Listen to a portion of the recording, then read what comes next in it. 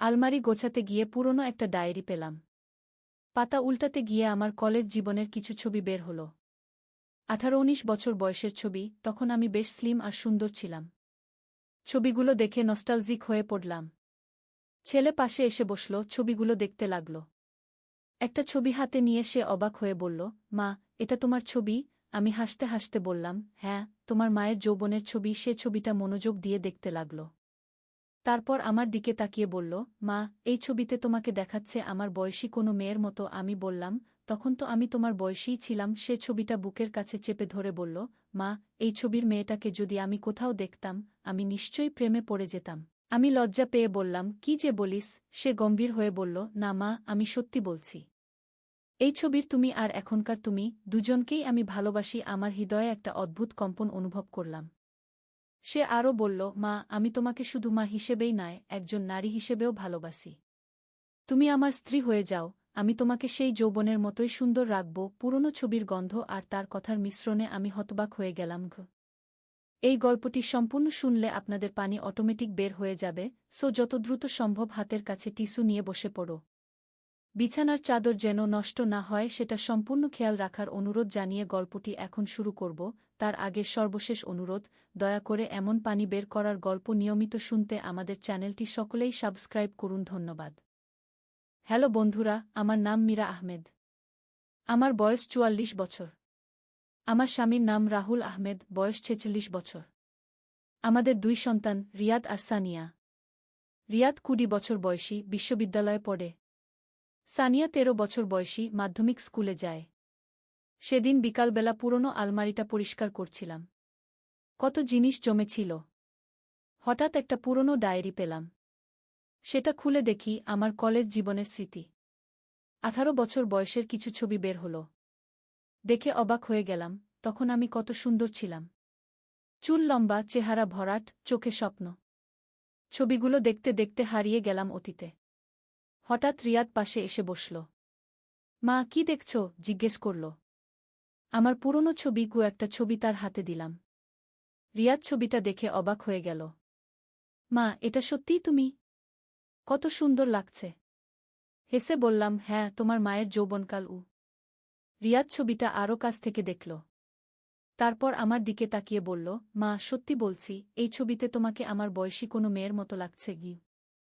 তখন তো আমি তোমার বয়সীই ছিলাম। মৃদু হাসলাম। রিয়াদ ছবিটা বুকের কাছে নিয়ে বলল, মা, এই ছবির তোমাকে যদি আমি কোথাও দেখতাম, আমি পাগল হয়ে যেতাম। আমি লজ্জিত হয়ে বললাম, কি যে বলিস? রিয়াদ গম্ভীর হয়ে বলল, সত্যি মা। এই ছবির তুমি আর এখনকার তুমি, দুজনকেই আমি ভীষণ ভালোবাসি। আমার বুকের মধ্যে একটা অদ্ভুত অনুভূতি হল। রিয়াদ আরও বলল, মা, আমি তোমাকে শুধু মা হিসেবে নয়, একজন নারী হিসেবেও দেখি। তুমি এত সুন্দর যে আমার মনে হয় তুমি যদি আমার বয়সী হতে, আমি তোমাকে বিয়ে করতাম। ছবির গন্ধ আর তার কথার মিশ্রণে আমি একেবারে হতবাক হয়ে গেলাম। কিন্তু তখনই সানিয়া ছুটে এসে বলল, মা, দিদিমা এসেছেন। আমি চমকে উঠলাম। রিয়াদের দিদিমা মানে আমার শাশুড়ি এসেছেন। রিয়াদ ছবিটা রেখে দিয়ে দৌড়ে গেল। আমিও দ্রুত ডায়েরিটা গুছিয়ে নিচে নামলাম। শাশুড়ি এসেছেন পুজোর কেনাকাটার জন্যে। মীরা, চলো বাজারে যাই। তোমার সাথে থাকলে ভালো দাম পাবো। বাজারে যাওয়ার সময় রিয়াদের সেই কথাগুলো মাথায় ঘুরছিল। কিন্তু শাশুড়ির সাথে ব্যস্ত থাকায় ভাবার সময় পেলাম না। বাজার থেকে ফিরে এসে দেখি রিয়াদ আমার ডায়েরিটা নিয়ে বসে আছে। আরও ছবি বের করেছে। আমি একটু বিরক্ত হয়ে বললাম, রিয়াদ, এগুলো আমার ব্যক্তিগত জিনিস। রিয়াদ মিষ্টি হেসে বলল, মা, তুমি এত সুন্দর ছিলে যে আমি দেখতেই থাকতে পারি।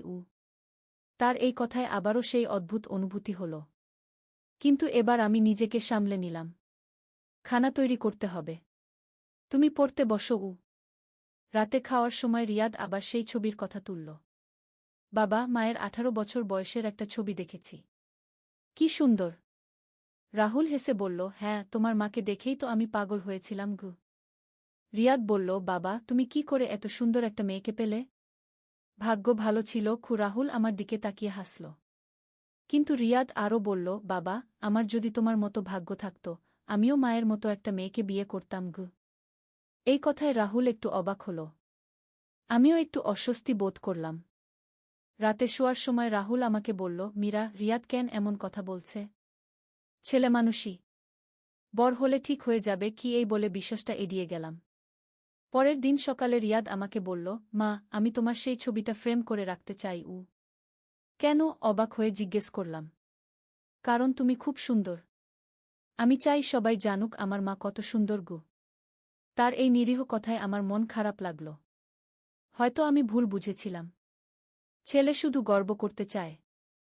কিন্তু সেদিন বিকালে এমন একটা ঘটনা ঘটল যা আমাকে আরও বেশি চিন্তায় ফেলল। আমি বাথরুমে গোসল করছিলাম। হঠাৎ দরজায় টোকা পড়ল। মা, আমি আসছি। রিয়াদের গলা। একটু দাঁড়াও, গোসল করছি বললা। কিন্তু রিয়াদ দরজা খুলে ভেতরে ঢুকে গেল। আমি দ্রুত তোয়ালে দিয়ে নিজেকে ঢাকলাম। কি করছিস? বের হয়ে যা। রিয়াদ একদৃষ্টে আমার দিকে তাকিয়ে রইল। তারপর বলল, মা, তুমি এখনও খুব সুন্দর গো। আমি রেগে গিয়ে চিৎকার করলাম, বের হয়ে যা এখনই। রিয়াদ বের হয়ে গেল। কিন্তু তার চোখে যে ভাব দেখলাম তা আমাকে ভীষণ অস্বস্তিতে ফেলল। সেই রাতে রিয়াদের আচরণ আরও অদ্ভুত হল। খাবার সময় সে আমার পাশে বসল, যা সে আগে কখনো করত না। হাত বাড়িয়ে আমার চুলে হাত দিল। কি করছিস? জিজ্ঞেস করলাম। মায়ের চুল কত সুন্দর কি বলে সে আমার গালে চুমু দিল। এটা স্বাভাবিক ছেলের ভালোবাসার বহিঃপ্রকাশ হতে পারে। কিন্তু তার স্পর্শে আমার মনে হলো কিছু একটা ভুল হচ্ছে। রাতে ঘুমাতে যাওয়ার আগে রিয়াদ আমার ঘরে এলো। মা, আমি তোমার সাথে শুব? কেন? তুমি তো নিজের ঘরে ঘুমাও। আজ তোমার সাথে থাকতে ইচ্ছা করছে কি, এই বলে সে আমার বিছানায় শুয়ে পড়ল। আমি রাহুলের দিকে তাকালাম। রাহুল বলল, থাকুক। মাঝে মাঝে মায়ের সাথে শুতে চাওয়া স্বাভাবিক। কিন্তু রাতে যা ঘটল তা একেবারেই স্বাভাবিক ছিল না। রিয়াদ আমার কাছে ঘেঁষে শুয়ে আমাকে জড়িয়ে ধরল। তার হাত আমার শরীরের উপর বিচরণ করছিল। আমি তাকে দূরে সরিয়ে দিলাম। কি করছিস? মা, তোমাকে জড়িয়ে ধরে ঘুমাতে ভালো লাগে, কি নিরীহ গলায় বলল। কিন্তু আমি বুঝতে পারছিলাম এটা সাধারণ স্নেহ নয়। কিছু একটা ভুল হচ্ছে। পরের দিন থেকে রিয়াদের আচরণ আরও বেশি অস্বাভাবিক হয়ে গেল। সে আমার পেছনে পেছনে ঘুরত। আমি যেখানেই যাই সেখানেই হাজির। মা, তুমি একদম একা থেকো না। আমি তোমার সাথে থাকব এই বলে সে সব সময় আমার পাশে থাকার চেষ্টা করত। এমনকি আমি রান্নাঘরে কাজ করার সময়ও সে পেছনে এসে দাঁড়াত। কখনো কখনো আমার কোমরে হাত রাখত। একদিন আমি তাকে সরাসরি জিজ্ঞেস করলাম, রিয়াদ, তোমার কি হয়েছে? কেন এমন আচরণ করছ? রিয়াদ নিচু মুখে বলল, মা, আমি তোমাকে খুব ভালোবাসি। তোমাকে ছাড়া আমি থাকতে পারি না। সেটা তো জানি। কিন্তু তোমার আচরণ। আমার আচরণে কি সমস্যা? সে আমার দিকে তীক্ষ্ণ দৃষ্টিতে তাকাল। আমি কিছু বলতে পারলাম না। হয়তো আমিই ভুল ভাবছি। হয়তো রিয়াদ সত্যিই শুধু আমাকে ভালোবাসে। কিন্তু সেই সন্ধ্যায় যা ঘটল তা আমার সব সন্দেহকে সত্যি প্রমাণ করল। আমি টিভি দেখছিলাম। রিয়াদ এসে আমার পাশে বসল। হঠাৎ সে আমার হাত ধরে বলল, মা, আমি তোমাকে বিয়ে করতে চাই। আমি চমকে উঠলাম। কি বলছিস? আমি সিরিয়াস মা। আমি তোমাকে বিয়ে করব। তুমি আমার স্ত্রী হয়ে যাও। আমার মাথা ঝিমঝিম করতে লাগল। রিয়াদ, তুমি কি বলছ? আমি তোমার মা। আমি জানি। কিন্তু আমি তোমাকে একজন নারী হিসেবেও ভালোবাসি। আমি তোমাকে স্পর্শ করতে চাই। এই কথা শুনে আমার গায়ে কাঁটা দিয়ে উঠল। আমি দাঁড়িয়ে বললাম, রিয়াদ, তুমি পাগল হয়ে গেছ? রিয়াদ উঠে দাঁড়িয়ে আমাকে জড়িয়ে ধরার চেষ্টা করল। মা, আমি তোমার শরীর স্পর্শ করতে চাই। আমি তাকে ধাক্কা দিয়ে সরিয়ে দিলাম। দূর হও আমার কাছ থেকে। মা, তুমি কেন রাগ করছ? আমি তো তোমাকে ভালোবাসি। রিয়াদ আবার কাছে আসার চেষ্টা করল। আমি চিৎকার করে বললাম, এটা ভালোবাসা নয়, এটা পাপ। তখনই রাহুল অফিস থেকে ফিরল। আমার চিৎকার শুনে দৌড়ে এলো। কি হয়েছে? আমি সব বললাম। রাহুল প্রথমে বিশ্বাস করতে পারল না। কিন্তু রিয়াদের মুখের দিকে তাকিয়ে বুঝতে পারল সব সত্যি। রাহুল রিয়াদের দিকে ধেয়ে গিয়ে তাকে একটা থাপ্পড় মারল। কি করছিস তুই? রিয়াদ গাল চেপে ধরে বলল, বাবা, আমি মাকে ভালোবাসি।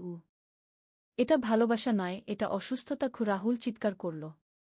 তারপর যা ঘটল তা আমাদের পুরো পরিবারকে ভেঙে দিল। রিয়াদ বাড়ি ছেড়ে চলে গেল। সে বলল, আমি যদি মাকে পেতে না পারি, আমি এই বাড়িতে থাকব না। আমরা তাকে খোঁজার চেষ্টা করলাম, কিন্তু সে কোথাও পাওয়া গেল না। সত্যিই পরে জানলাম রিয়াদের হরমোনাল ইমব্যালেন্স ছিল। টেস্টোস্টেরনের মাত্রা বেশি ছিল, যার কারণে তার এমন অস্বাভাবিক আচরণ হয়েছিল। ডাক্তার বলেছিলেন এটা একটা মেডিকেল কন্ডিশন, সঠিক চিকিৎসায় ভালো হয়ে যাবে। রিয়াদ নিয়মিত ওষুধ খেতে শুরু করল। ধীরে ধীরে তার আচরণ স্বাভাবিক হয়ে এল। কয়েক মাস পর রিয়াদ পড়াশোনায় মন দিল। তার একটা গার্লফ্রেন্ডও হল, নাম তানিয়া। একদিন তানিয়াকে বাড়িতে নিয়ে এল। মা, এই হল তানিয়া। তানিয়া খুবই সুন্দর মেয়ে, ভদ্র, শিক্ষিত। রিয়াদের সাথে খুব মানিয়ে যায়। তানিয়া আমাকে বলল, আন্টি, রিয়াদ সব সময় আপনার কথা বলে বলে তার মা সবচেয়ে সুন্দর। আমি হেসে বললাম, রিয়াদ অতিরঞ্জিত করে। না আন্টি, সত্যি, আপনি অনেক সুন্দর। রিয়াদ এখন সম্পূর্ণ স্বাভাবিক। তার সাথে আমার সম্পর্ক আগের মতো মাছেলের হয়ে গেছে। সে আর আগের মতো অদ্ভুত আচরণ করে না। কিন্তু একদিন একটা অদ্ভুত ঘটনা ঘটল যা আমাদের জীবনে নতুন এক রহস্যের সূচনা করল। সেদিন রাতে আমি একটা স্বপ্ন দেখলাম। স্বপ্নে দেখলাম আমি আমার পুরনো বাড়িতে আছি, সেই বাড়িটা যেখানে আমার শৈশব কেটেছে। কিন্তু বাড়িটা আগের মতো নেই। অনেক বড়, অনেক সুন্দর। আর সেখানে একটা গুপ্ত কক্ষ আছে যার অস্তিত্ব আমি আগে জানতাম না। স্বপ্নে আমি সেই কক্ষে ঢুকে দেখি সেখানে রাখা আছে অনেক পুরনো জিনিস, বইপত্র, ছবি, গহনা, আর একটা পুরনো সিন্দুক। সিন্দুকটা খুলে দেখি ভেতরে একটা চিঠি। চিঠিতে লেখা, যে এই চিঠি পড়বে সে আমাদের পারিবারিক গুপ্তধনের উত্তরাধিকারী। ঘুম ভেঙে গেল। অদ্ভুত একটা অনুভূতি হচ্ছিল, যেন এই স্বপ্নের কোনো মানে আছে। সকালে রাহুলকে স্বপ্নের কথা বললাম। খুবই অদ্ভুত স্বপ্ন, মনে হচ্ছে এটা শুধু স্বপ্ন নয়। রাহুল হেসে বলল, স্বপ্ন তো স্বপ্নই, এর বেশি কিছু নয়। কিন্তু আমার মন বলছিল অন্য কথা। আমি ঠিক করলাম আমার পুরনো বাড়িতে যাব। সেই বাড়িটা এখন আমার চাচার দখলে। চাচাকে ফোন করলাম। চাচা, আমি একবার পুরনো বাড়িটা দেখতে যেতে চাই। কোনো সমস্যা নেই, তুমি যখন খুশি আসতে পারো। পরের দিনই রিয়াদ আর সানিয়াকে নিয়ে পুরনো বাড়িতে গেলাম। বাড়িটা আগের মতোই আছে, কিন্তু কিছুটা পুরনো হয়ে গেছে। চাচা বললেন, মীরা, এই বাড়িতে কিছু অদ্ভুত জিনিস আছে। মাঝে মাঝে অদ্ভুত শব্দ হয়। কি ধরনের শব্দ? রাতের বেলা মনে হয় কেউ ঘোরাফেরা করছে, কিন্তু কাউকে দেখা যায় না। আমার গায়ে কাটা দিল। চাচা, আমি পুরো বাড়িটা ঘুরে দেখতে চাই। চাচা চাবি দিয়ে দিলেন। আমি রিয়াদ আর সানিয়াকে নিয়ে বাড়ির এক কোণ থেকে আরেক কোণ পর্যন্ত ঘুরলাম। দোতলায় গিয়ে আমার পুরনো রুমটা দেখলাম। সব কিছু আগের মতোই আছে, কিন্তু হঠাৎ আমার নজরে পড়ল একটা দেয়ালে অদ্ভুত একটা চিহ্ন। রিয়াদকে ডাকলাম, এই চিহ্নটা আগে ছিল? রিয়াদ দেখে বলল, মা, এটা তো গোপন দরজার চিহ্ন মনে হচ্ছে। আমার বুক ধক ধক করতে লাগল। স্বপ্নের সেই গুপ্ত কক্ষের কথা মনে পড়ে গেল। চিহ্নটার উপর চাপ দিলাম। হঠাৎ দেয়ালটা সরে গেল। ভেতরে একটা গোপন পথ। সানিয়া চিৎকার করে বলল, মা, এটা কি? আমিও জানি না। আমার গলা কাঁপছিল। রিয়াদ মোবাইলের ফ্ল্যাশলাইট জ্বালিয়ে ভেতরে ঢুকল। মা, এখানে একটা ছোট কক্ষ আছে। আমিও ঢুকে গেলাম। সত্যিই একটা ছোট কক্ষ, আর সেখানে রাখা আছে একটা পুরনো সিন্দুক, হুবহু স্বপ্নের মতো। কাঁপতে কাঁপতে সিন্দুকটা খুললাম। ভেতরে একটা চিঠি, কিছু পুরনো গহনা আর একটা মানচিত্র। চিঠিটা পড়লাম। সেখানে লেখা, প্রিয় উত্তরাধিকারী, তুমি যদি এই চিঠি পড়ছ, তাহলে বুঝতে হবে তুমি আমাদের পরিবারের বিশেষ ক্ষমতার অধিকারী। তোমার স্বপ্নে যা দেখবে তার সাথে বাস্তবতার যোগ আছে। আমার মাথা ঘুরে গেল। রিয়াদ, এটা কি বলছে? রিয়াদ চিঠিটা পড়ে বলল, মা, এটা তো অবিশ্বাস্য। আমাদের পরিবারে নাকি অতিপ্রাকৃত ক্ষমতা আছে। মানচিত্রটা দেখলাম। সেখানে এই এলাকার বিভিন্ন জায়গার ছবি আঁকা, আর একটা জায়গায় ক্রস চিহ্ন দেওয়া। সেখানে লেখা, মূল গুপ্তধন। সানিয়া উত্তেজিত হয়ে বলল, মা, আমরা গুপ্তধনের খোঁজে বের হব? আমি দ্বিধায় পড়ে গেলাম। এটা কি সত্যি নাকি কোনো কাকতালীয় ব্যাপার? কিন্তু যখন বাড়িতে ফিরে এসে রাহুলকে সব বললাম তখন আরও অদ্ভুত কিছু জানতে পারলাম। রাহুল বলল, মীরা, তোমার দাদু সম্পর্কে আমি কিছু শুনেছিলাম। তিনি নাকি তন্ত্রমন্ত্র জানতেন গো। সেটা তো আমি জানতাম না গি। তোমার বাবা কখনো এসব বিষয়ে কথা বলতেন না। কিন্তু গ্রামের লোকেরা বলতো তোমার দাদু ভবিষ্যৎ দেখতে পেতেন গু। এই কথা শুনে আমি আরও বিভ্রান্ত হয়ে পড়লাম। পরের দিন রাতে আবার স্বপ্ন দেখলাম। এবার দেখলাম সেই মানচিত্রের জায়গাটা। স্পষ্ট দেখতে পাচ্ছি একটা বড় গাছের নিচে একটা পাথর। পাথরের নিচে কিছু একটা লুকানো আছে। সকালে উঠে রিয়াদকে বললাম, আমরা আজই সেই জায়গাটায় যাব। রিয়াদ খুশি হয়ে বলল, চলো মা, অ্যাডভেঞ্চার হবে গু। মানচিত্র অনুযায়ী জায়গাটা ছিল শহর থেকে ২৫ কিলোমিটার দূরে একটা জঙ্গলে। আমরা সকালে বের হলাম। বইটা খুলে দেখি এখানে বিভিন্ন তন্ত্রমন্ত্রের কথা লেখা। আর সবচেয়ে বড় কথা, এখানে লেখা আছে আমাদের পারিবারিক ইতিহাস। পড়তে পড়তে জানলাম আমাদের পরিবারের নারীদের বিশেষ ক্ষমতা আছে। তারা স্বপ্নে ভবিষ্যৎ দেখতে পারেন। আর পুরুষেরা এই ক্ষমতা সহায়তা করতে পারেন। আমার দাদু এই বইটা লুকিয়ে রেখে গিয়েছিলেন, যাতে তার বংশধরেরা নিজেদের ক্ষমতা সম্পর্কে জানতে পারে। রাহুল বইটা দেখে বলল, মীরা, এটা কি সত্যি? আমি জানি না, কিন্তু এতদিনের ঘটনাগুলো দেখে মনে হচ্ছে সত্যি গি। বাড়িতে ফিরে এসে বইটা পড়তে শুরু করলাম। সেখানে লেখা ছিল কিভাবে স্বপ্নের ক্ষমতা ব্যবহার করতে হয়, কিভাবে ভবিষ্যৎ দেখা যায়। আমি চেষ্টা করে দেখলাম। সত্যিই কাজ হল। আমি স্বপ্নে দেখতে পারলাম পরের দিন কি ঘটবে। আর সেটা সত্যিই ঘটল। ধীরে ধীরে আমি বুঝতে পারলাম আমার সত্যিই বিশেষ ক্ষমতা আছে। একদিন স্বপ্নে দেখলাম আমাদের পাড়ায় একটা দুর্ঘটনা হবে। একটা বাচ্চা গাড়ির নিচে পড়ে যাবে। পরের দিন সকালে আমি সেই জায়গায় গিয়ে অপেক্ষা করলাম। সত্যিই সেই বাচ্চাটা রাস্তায় দৌড়ে এলো। একটা গাড়ি আসছিল। আমি দৌড়ে গিয়ে বাচ্চাটাকে টেনে নিয়ে এলাম। দুর্ঘটনা এড়ানো গেল। এরপর থেকে আমি নিয়মিত স্বপ্নে বিভিন্ন ভবিষ্যৎ দেখতে পেতাম। আর সেই অনুযায়ী সতর্ক হয়ে থাকতাম। রিয়াদ আর সানিয়াও আস্তে আস্তে এই ক্ষমতা পেতে শুরু করল। বিশেষ করে সানিয়া। সে খুবই তীক্ষ্ণ স্বপ্ন দেখত। একদিন সানিয়া এসে বলল, মা, আমি স্বপ্নে দেখেছি আমাদের বাড়িতে চোর আসবে গু। আমরা সতর্ক হয়ে রইলাম। সত্যিই সেই রাতে একজন চোর আমাদের বাড়িতে ঢুকার চেষ্টা করল।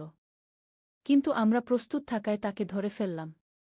এইভাবে আমাদের পারিবারিক ক্ষমতা ব্যবহার করে আমরা নিজেদের আর অন্যদের সাহায্য করতে শুরু করলাম। কিন্তু এই ক্ষমতার সাথে সাথে এলো নতুন দায়িত্ব। আমাদের বুঝতে হলো যে আমাদের কাছে যে ক্ষমতা আছে তা অপব্যবহার করা যাবে না। দাদুর বইয়ে লেখা ছিল, এই ক্ষমতা শুধু মানুষের কল্যাণে ব্যবহার করতে হবে। নিজের স্বার্থে ব্যবহার করলে ক্ষমতা চলে যাবে গু। আমি এই নিয়ম মেনে চলার চেষ্টা করতাম। কখনো কখনো মনে হতো লটারির নম্বর দেখে নিই। কিন্তু নিজেকে সামলে রাখতাম।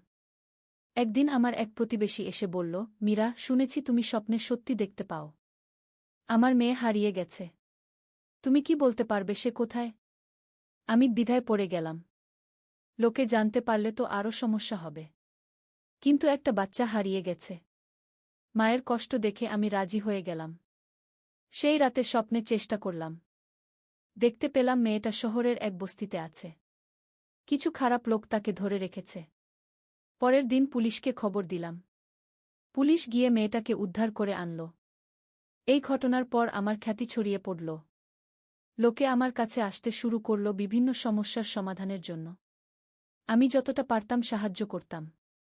কিন্তু সবার সাহায্য করা সম্ভব হচ্ছিল না। রাহুল বলল, মীরা, তুমি এত সবার সাহায্য করছ, কিন্তু নিজের স্বাস্থ্যের দিকে খেয়াল রাখো গো। সত্যি কথা, এত স্বপ্ন দেখতে দেখতে আমি ক্লান্ত হয়ে পড়েছিলাম। রাতে ঘুম হতো না। দিনে মাথা ব্যথা থাকত। একদিন দাদুর বই পড়তে পড়তে দেখলাম সেখানে লেখা আছে ক্ষমতার ব্যবহার সীমিত রাখার উপায়। আমি সেই উপায় অবলম্বন করলাম। শুধু জরুরি ক্ষেত্রেই স্বপ্নের ক্ষমতা ব্যবহার করতে শুরু করলাম। এইভাবে আমাদের পারিবারিক জীবন স্বাভাবিক হয়ে এল। রিয়াদের সেই হরমোনাল সমস্যার কথা আর কখনো উঠত না। সে তানিয়ার সাথে সুখে আছে। সানিয়াও তার ক্ষমতা নিয়ন্ত্রণ করতে শিখে গেছে।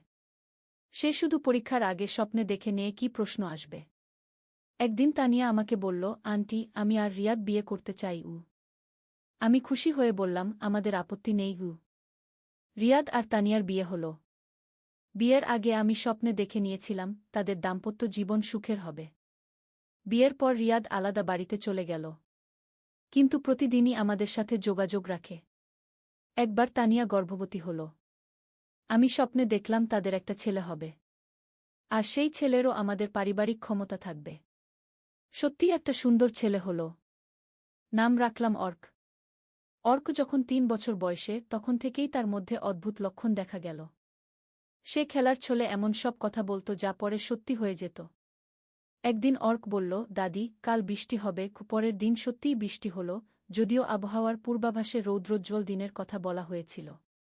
আমি বুঝতে পারলাম আমাদের পারিবারিক ক্ষমতা পরবর্তী প্রজন্মেও চলে গেছে। এভাবেই আমাদের অদ্ভুত কিন্তু সুন্দর পারিবারিক জীবন চলতে থাকল। আমাদের ক্ষমতার কথা গোপন রেখেই আমরা মানুষের সেবা করতে থাকলাম। কখনো কখনো মনে হয় এই ক্ষমতা একটা আশীর্বাদ। আবার কখনো মনে হয় দায়িত্বের বোঝা। কিন্তু একটা কথা নিশ্চিত, এই ক্ষমতা আমাদের পরিবারকে আরও কাছে এনেছে। আমরা একে অপরকে আরও ভালোভাবে বুঝতে পারি। রিয়াদের সেই অস্বাভাবিক আচরণের দিনগুলো এখন অতীত। আমরা সেই কষ্টের দিনগুলো ভুলে গিয়ে নতুন জীবন শুরু করেছি। আর আমি এখন একজন সুখী মা, শাশুড়ি আর দাদি। আমার স্বপ্নের ক্ষমতা দিয়ে আমি পরিবারের সবাইকে সুরক্ষিত রাখার চেষ্টা করি। কিন্তু জীবনে আরও অনেক রহস্য বাকি। কে জানে আগামীকাল আবার কী নতুন অ্যাডভেঞ্চার আমাদের জন্য অপেক্ষা করে আছে। আর এইভাবেই শেষ হলো আমার এই অদ্ভুত কিন্তু সত্যি গল্পটা। যা শুরু হয়েছিল একটা পুরনো ছবি দিয়ে, শেষ হলো নতুন এক পারিবারিক পরিচয় দিয়ে। একদিন আলী সাহেব সোহেলের অফিসে এলেন।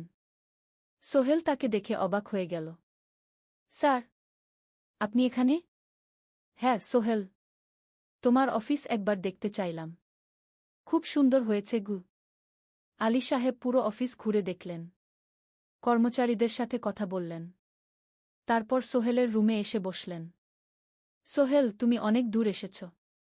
মনে আছে ৭ বছর আগে তুমি যখন আমার অফিসে প্রথম এসেছিলে চা বানানোর কাজ করতে? হ্যাঁ স্যার, সব মনে আছে ইউ। আমি গর্বিত যে আমি তোমাকে একটা সুযোগ দিয়েছিলাম। আর তুমি সেই সুযোগকে কাজে লাগিয়েছ। জানো সফলতার মূল সূত্র কি? কি স্যার? কঠোর পরিশ্রম, সততা আর হাল না ছাড়া। তোমার মধ্যে এই ৩টা গুণই আছে গু। সোহেল চোখে জল নিয়ে বলল, আপনি না থাকলে আজ আমি এখানে পৌঁছাতে পারতাম না স্যার। না সোহেল, আমি শুধু একটা দরজা খুলে দিয়েছিলাম। ভেতরে ঢুকে পথ তৈরি করেছ তুমি নিজে গু। আলী সাহেব চলে যাওয়ার আগে বললেন, আমার একটা বড় প্রজেক্ট আছে। একটা 20 ফ্লোর বিজনেস টাওয়ার। আমি চাই তুমি এই প্রজেক্টে আমার সাথে পার্টনার হও। ৫০-৫০। রাজি? সোহেল অবাক হয়ে গেল। এত বড় প্রজেক্ট? স্যার, আমার কি যথেষ্ট সামর্থ্য আছে? আছে। আমি বিশ্বাস করি সোহেল রাজি হয়ে গেল। এটা তার জীবনের সবচেয়ে বড় প্রজেক্ট হবে। ৫০ অধ্যায়, বড় চ্যালেঞ্জ। 20 ফ্লোর বিজনেস টাওয়ারের কাজ শুরু হল।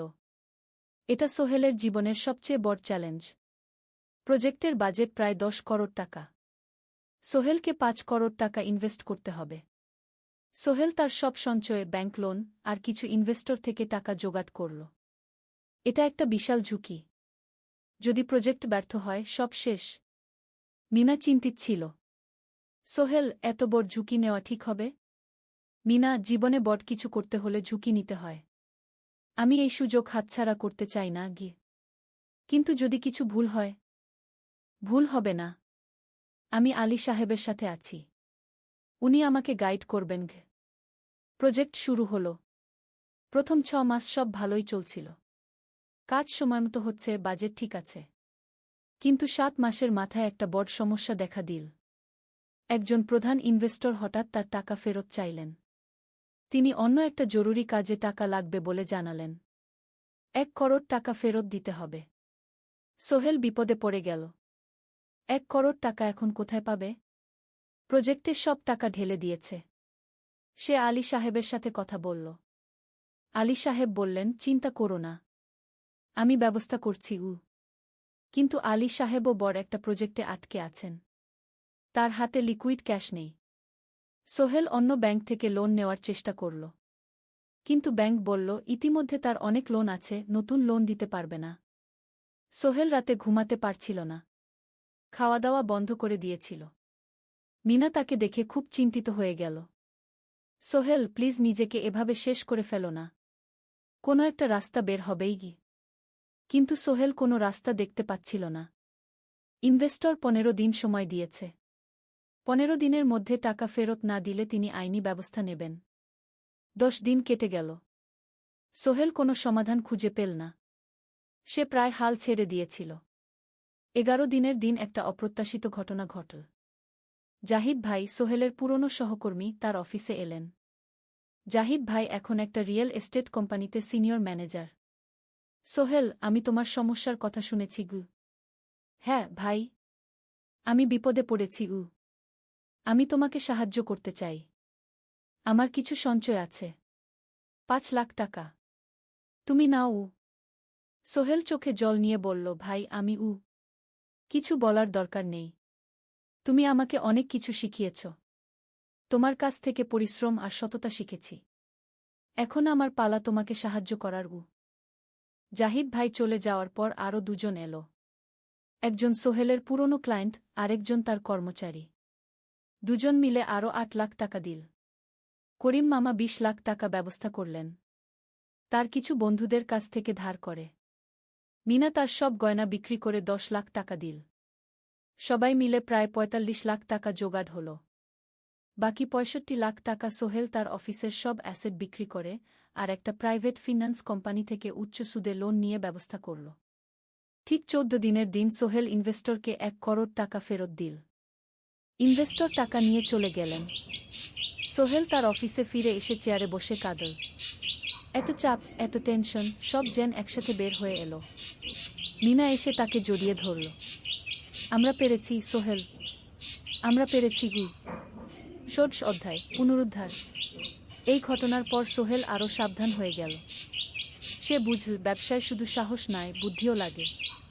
ঝুঁকি নিতে হয়, কিন্তু হিসাব করে। প্রজেক্ট চলতে থাকল। এবার সোহেল আরও সতর্কতার সাথে সবকিছু পরিচালনা করল। প্রতিটা খরচ হিসাব করল, প্রতিটা সিদ্ধান্ত ভেবেচিন্তে নিল। আরও 1 বছর পর 20 ফ্লোর বিজনেস টাওয়ার সম্পন্ন হল। চমৎকার বিল্ডিং, শহরের অন্যতম সুন্দর ভবন। বিল্ডিংয়ের উদ্বোধন অনুষ্ঠানে শহরের মেয়র এলেন। অনেক ব্যবসায়ী, সাংবাদিক এলো। সোহেলের নাম পত্রিকায় ছাপা হল।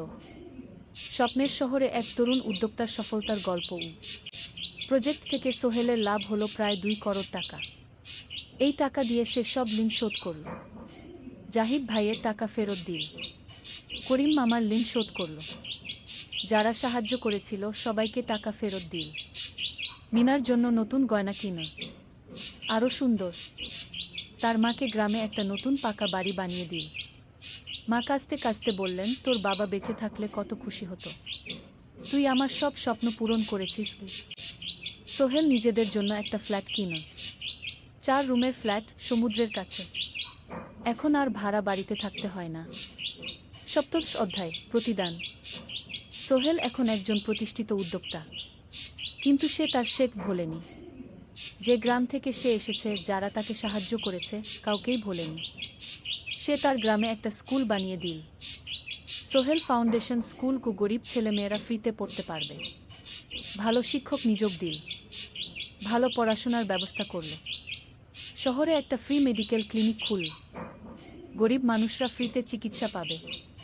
প্রতি বছর 10 জন মেধাবী কিন্তু গরিব ছাত্রছাত্রীকে স্কলারশিপ দেওয়া শুরু করল। তারা বিনামূল্যে পড়াশোনা করতে পারবে। একদিন একটা টিভি চ্যানেল সোহেলের ইন্টারভিউ নিতে এলো। আপনার সফলতার গোপন সূত্র কি? সোহেল একটু ভেবে বলল, কঠোর পরিশ্রম, সততা আর হাল না ছাড়া। এই 3টা জিনিস যদি কারো মধ্যে থাকে, সে যে কোনো কিছু অর্জন করতে পারে। আর সবচেয়ে বড় কথা, যারা আমাকে সাহায্য করেছে তাদের ছাড়া আমি কিছুই না। একা কেউ সফল হতে পারে না। আপনার পরবর্তী স্বপ্ন কি? আমি চাই আরও মানুষকে সাহায্য করতে। আমার মতো যারা গ্রাম থেকে শহরে আসে, তাদের জন্য একটা ট্রেনিং সেন্টার খুলব। তারা সেখানে বিভিন্ন স্কিল শিখতে পারবে, চাকরি পাবে, নিজের পায়ে দাঁড়াতে পারবে। অষ্টাদশ অধ্যায়, নতুন প্রজন্ম। আরও 5 বছর কেটে গেল। সোহেল এখন ৪৫ বছরের। তার মেয়ে সারা এখন ৯ বছরের। স্কুলে ক্লাস 4-এ পড়ে। খুব মেধাবী মেয়ে। একদিন সারা বাবাকে জিজ্ঞেস করল, বাবা, তুমি কিভাবে এত বড় হলে? আমার বন্ধুরা বলে তুমি একজন সফল মানুষ গো। সোহেল তাকে কোলে নিয়ে বসল। বাবা, তুমি জানো তোমার দাদু ছিলেন একজন স্কুল শিক্ষক। খুব সৎ মানুষ। কিন্তু আমরা গরিব ছিলাম। আমি রিক্সা চালাতাম গো। রিক্সা? সত্যি? হ্যাঁ। তারপর আমি এই শহরে এলাম। অনেক কষ্ট করেছি, কিন্তু হাল ছাড়িনি। মানুষ আমাকে সাহায্য করেছে, আর আমি কঠোর পরিশ্রম করেছি। বাবা, আমিও কি তোমার মতো হতে পারবো? অবশ্যই পারবে বাবা। তবে মনে রেখো, সফলতা মানে শুধু টাকা পয়সা না। সফলতা মানে ভালো মানুষ হওয়া, অন্যদের সাহায্য করা, সৎ থাকা। সারা মাথা নাড়ল। আমি ভালো মানুষ হব বাবাবু। সোহেল তার মেয়েকে জড়িয়ে ধরল। মনে মনে ভাবল, তার জীবনের সব কষ্ট সার্থক হয়েছে। মিনা রান্নাঘর থেকে ডাকল, খাবার তৈরি। এসো। সোহেল সারাকে নিয়ে ডাইনিং টেবিলে গেল। ঋতু এসেছে। সে এখন বিয়ে করেছে, তার একটা ছেলে হয়েছে। সোহেলের মা মাঝে মাঝে চট্টগ্রামে বেড়াতে আসেন। আজও এসেছেন। সবাই মিলে খেতে বসল। হাসি গল্পে ভরা পরিবার। সোহেল তাকাল তার মায়ের দিকে, মিনার দিকে, সারার দিকে, ঋতুর দিকে। মনে হলো, জীবনে আর কি চাই? খাওয়া শেষে সবাই বসে রইল, গল্প করছিল। হঠাৎ সোহেলের ফোন বাজে। অফিস থেকে। একটা জরুরি বিষয়। সোহেল ফোন রেখে দিয়ে মিনাকে বলল, একটা নতুন প্রজেক্টের প্রস্তাব এসেছে। একটা এতিমখানা বানানোর কাজ। সরকারি প্রজেক্ট। তুমি নেবে? অবশ্যই। এটা আমার স্বপ্নের প্রজেক্ট। যেসব বাচ্চাদের বাবা মা নেই, তাদের জন্য একটা সুন্দর জায়গা। মিনা হাসল। তুমি কখনো বদলাও না। এখনো অন্যদের কথা ভাবো। এটাই তো জীবন মিনা। শুধু নিজের জন্য বাঁচলে কি হবে? 49 অধ্যায়, উত্তরাধিকার। 10 বছর আরও কেটে গেল। সোহেল এখন 55 বছরের। তার চুলে পাক ধরেছে, কিন্তু শক্তি এখনো আগের মতোই। সারা এখন 19 বছরের। সে বিশ্ববিদ্যালয়ে ইঞ্জিনিয়ারিং পড়ছে। সে চায় বাবার মতো কনস্ট্রাকশন ইন্ডাস্ট্রিতে কাজ করতে। একদিন সারা বাবাকে বলল, বাবা, আমি তোমার কোম্পানিতে কাজ করতে চাই।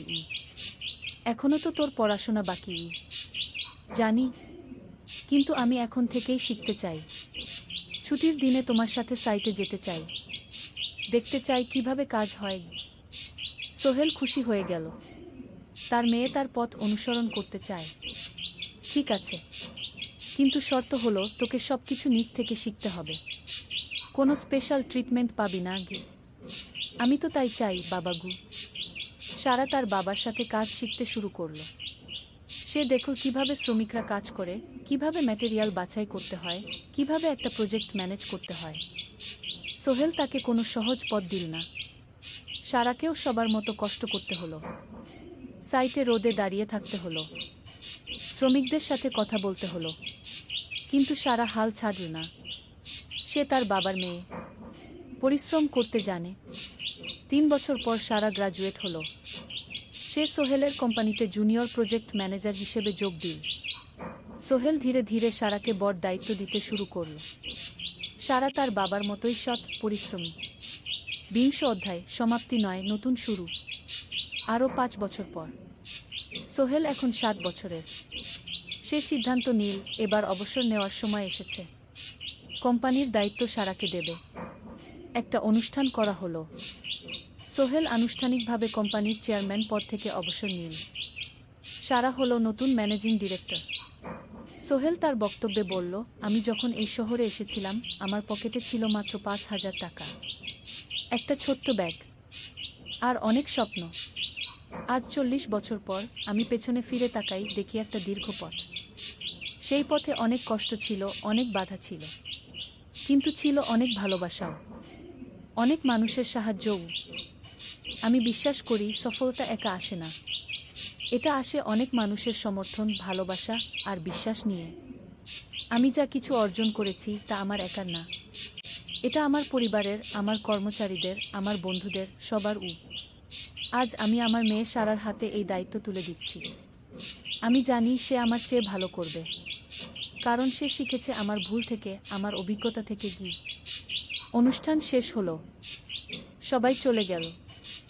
সোহেল আর মিনা অফিসে একা দাঁড়িয়ে রইল। মিনা, মনে আছে আমরা প্রথম কখন দেখা হয়েছিলাম? হ্যাঁ, তোমার সেই ছোট্ট মুদি দোকানে। তুমি বিস্কুট কিনতে এসেছিলে। কে ভেবেছিল সেই দিন থেকে আমাদের এই পর্যস্বপ্নের শহর। প্রথম অধ্যায়, যাত্রা শুরু। সকাল 7টা বেজে গেছে। ঢাকার কমলাপুর রেল স্টেশনে মানুষের ভিড়। চারদিকে চা বিস্কুট বিক্রেতাদের চিৎকার, ট্রেনের হর্ন আর যাত্রীদের কোলাহল। এই বিশাল ভিড়ের মধ্যে একটা ছোট্ট ব্যাগ হাতে দাঁড়িয়ে আছে সোহেল। বয়স মাত্র 22। গায়ের রং শ্যামলা, চোখে স্বপ্নের ঝিলিক। ভাইজা, চট্টগ্রামের টিকিট আছে? সোহেল টিকিট কাউন্টারের সামনে দাঁড়িয়ে জিজ্ঞেস করল। আছে। 3 টাকা। কাউন্টারের লোকটা উত্তর দিল। সোহেল তার পকেট থেকে টাকা বের করল। মোট 5,000 টাকা। এই টাকা সে জমিয়েছে গত 3 বছরে রিক্সা চালিয়ে। তার স্বপ্ন ছিল চট্টগ্রাম গিয়ে একটা ভালো চাকরি পাওয়া। গ্রামে আর থাকতে চায় না সে। বাবা মারা গেছেন 10 বছর আগে। মা আর ছোট বোন ঋতুকে নিয়ে সংসার চালাচ্ছিল রিক্সা চালিয়ে। কিন্তু এভাবে তো আর সারা জীবন চলবে না। টিকিট কেটে সোহেল প্ল্যাটফর্মে এলো। ট্রেন ছাড়বে আর মাত্র 15 মিনিট পরে। সে একটা বেঞ্চে বসে পড়ল। ব্যাগটা বুকের কাছে চেপে ধরল। এই ব্যাগে আছে তার সব সম্পদ, কিছু কাপড়, একটা ছোট্ট ফটো ফ্রেমে বাবা মায়ের ছবি, আর কিছু টাকা। কোথায় যাচ্ছেন? পাশে বসা একজন বয়স্ক মানুষ জিজ্ঞেস করলেন। চট্টগ্রাম কাকা। চাকরি খুঁজতে যাচ্ছি। কে? সোহেল বিনয়ের সাথে উত্তর দিল। ভালো, তবে শহরে সাবধানে থাকবেন। শহর মানে অনেক সুযোগ, কিন্তু অনেক ফাঁদও আছে। বয়স্ক লোকটা বললেন। সোহেল মাথা নাড়ল। সে জানে শহরের জীবন সহজ না, কিন্তু তার কোনো বিকল্প নেই। গ্রামে রিক্সা চালিয়ে মাসে 3,500 টাকা আয় হতো। তার মধ্যে সংসার চালাতে হতো, বোনের স্কুলের খরচ দিতে হতো, মায়ের ওষুধের খরচ দিতে হতো। কিছুই বাঁচত না।